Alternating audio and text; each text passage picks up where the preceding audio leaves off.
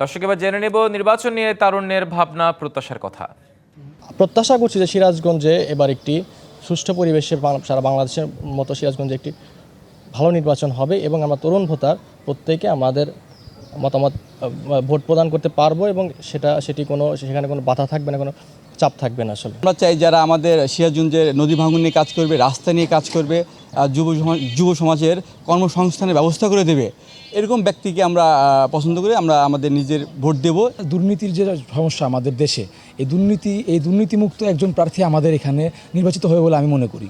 আর গণঅভ্যুত্থানের যে আমাদের সাধারণ শিক্ষার্থী ছাত্র জনতার যে একটা প্রত্যাশা ছিল, সেই প্রত্যাশা পূরণে যে কাজ করবে, আমরা এমন একটা প্রার্থী চাই। আমরা সৎ, যোগ্য এবং যে নারী এবং সমাজের জন্য গঠনমূলক কাজ করতে পারবে, আমরা তাকেই নির্বাচিত করব।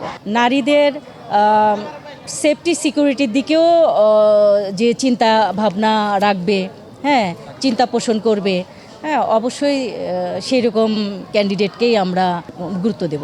মানুষ আসলে ভয়ের রাজনীতি চায় না, সমাজে নির্ভয়ে চলাফেরা করতে পারে এই ধরনের সমাজ ব্যবস্থা, যে ধরনের দল এবং প্রার্থী দিতে পারবে, মানুষ সাধারণত সেই ধরনের প্রার্থী বেছে নেবে। সাধারণত সন্ত্রাস, চাঁদাবাজ মুক্ত সমাজ ব্যবস্থা মানুষ ইদানিং এখন চায়।